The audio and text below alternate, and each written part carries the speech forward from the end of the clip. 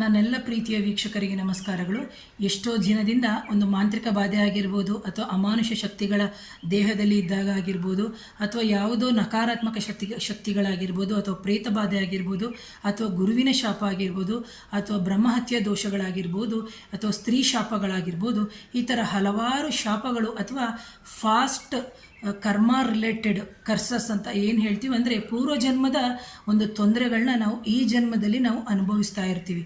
ಅಂತಹ ಸಂದರ್ಭದಲ್ಲಿ ನೀವು ಎಷ್ಟೋ ಜನಗಳ ಹತ್ರ ಹೋದಾಗ ಸರಿಯಾದ ರೀತಿಯಲ್ಲಿ ಪರಿಹಾರ ಆಗದೇ ಇದ್ದಂಥ ಸಂದರ್ಭದಲ್ಲಿ ನೀವೇನು ಮಾಡಬೇಕು ಅಂತಂದರೆ, ಬೆಳಗಿನ ಜಾವ ಅಂದರೆ 3 ಗಂಟೆಯಿಂದ 5 ಗಂಟೆ ಅಂತ ಹೇಳ್ಬೋದು, ಅಂದರೆ ಬ್ರಹ್ಮ ಮುಹೂರ್ತ ಅಂತ ನಾವೇನು ಹೇಳ್ತೀವಿ ಅಂತಹ ಸಮಯದಲ್ಲಿ, ಅಂದರೆ ಒಂದು ಮುಹೂರ್ತ ಬಂದು 48 ನಿಮಿಷ ಅಥವಾ 45 ನಿಮಿಷ ಅಂತ ಹೇಳ್ತೀವಿ. ನೀವು ಅಟ್ಲೀಸ್ಟ್ 3:30ಗೆ ಏಳಲಿಕ್ಕೆ ಸಾಧ್ಯ ಇಲ್ಲದೆ ಇದ್ರೂ, ಅಂದರೆ ಒಂದು ದಿನಕ್ಕೆ ಬಂದು 30 ಮುಹೂರ್ತಗಳಿರುತ್ತೆ. ಅದರಲ್ಲಿ 15 ಹಗಲು 15 ರಾತ್ರಿ ಅಂತ.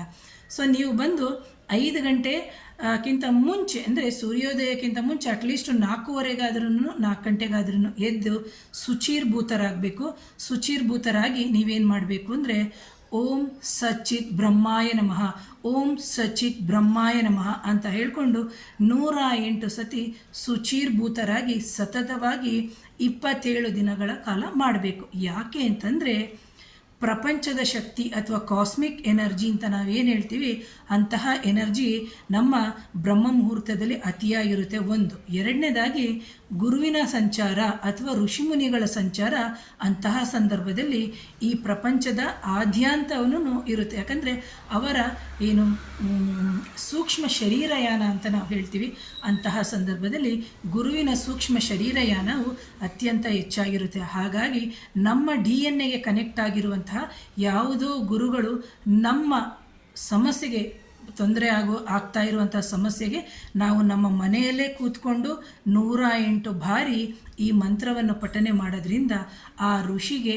ಖಂಡಿತವಾಗಲೂ ನಿಮಗೆ ಆ ಋಷಿಗಳಿಗೆ ಈ ವಿಷಯ ತಿಳಿಯುತ್ತೆ. ಇದನ್ನು ನೀವು ಕೇಳ್ಬೋದು, ಏನು ಮೇಡಮ್ ಹೆಂಗೆ ತಿಳಿಯುತ್ತೆ ಹಾಗೆ ಹೀಗೆ ಅಂತ ಹೇಳ್ಬಿಟ್ಟು. ಇದೆಲ್ಲ ಒಂದು ದೊಡ್ಡದಾಗಿರುವಂತಹ ಒಂದು ವಿಷಯ. ಯಾಕಂದರೆ ಇದನ್ನು ನಾನು ಮೊಬೈಲ್, ಅಂದರೆ ಮುಂದಿನ ದಿನಗಳಲ್ಲಿ ಹೇಳ್ತೀನಿ. ಈಗ ಅಮೇರಿಕಾದಲ್ಲಿ ಕೂತಿರ್ತಾರೆ, ನಾನು ಇಲ್ಲಿ ಕೂತಿದ್ದೀನಿ, ಅವ್ರು ನನಗೆ ವಾಟ್ಸಪ್ ಮಾಡ್ತಾರೆ ಅಥವಾ ಮೊಬೈಲಲ್ಲಿ ಮೆಸೇಜ್ ಕಳಿಸ್ತಾರೆ ಅಥವಾ ವಿಡಿಯೋ ಕಾಲ್ ಮಾಡ್ತಾರೆ.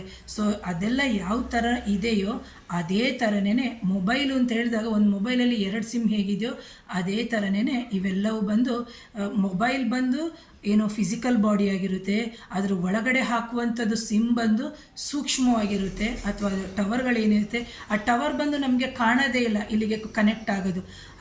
ಈ ಥರ ಎಲ್ಲ ವಿಚಾರಗಳು ತುಂಬ ಅಗಾಧವಾದ ವಿಚಾರ ಇರುತ್ತೆ.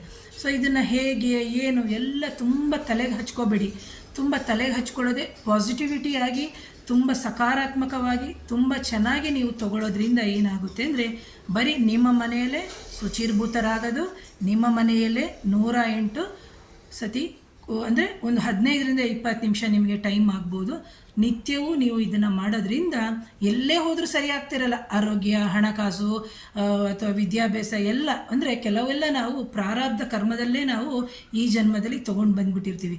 ಅಂತಹ ಸಮಸ್ಯೆಗೆ ನೀವು ನಿಮ್ಮ ಮನೆಯಲ್ಲೇ ಕೂತ್ಕೊಂಡು ಬ್ರಹ್ಮದೇವರನ್ನು ನೆನೆಸ್ಕೊಂಡು ಬ್ರಹ್ಮ ಮುಹೂರ್ತದಲ್ಲಿ ನಾವು ಏನು ಕೇಳ್ತೀವೋ ಶುಭವಾದದನ್ನ ಖಂಡಿತವಾಗಲೂ ನಮ್ಮ ಗುರುಗಳಾಗಿರ್ಬೋದು, ನಮ್ಮ ಋಷಿಮುನಿಗಳಾಗಿರ್ಬೋದು, ಖಂಡಿತ ತಥಾತ್ಸು ಅಂತ ಹೇಳ್ತಾರೆ. ಹಾಗಾಗಿ ಈ ಪರಿಹಾರವನ್ನು ನೀವು ಮಾಡ್ಕೋಬೋದು.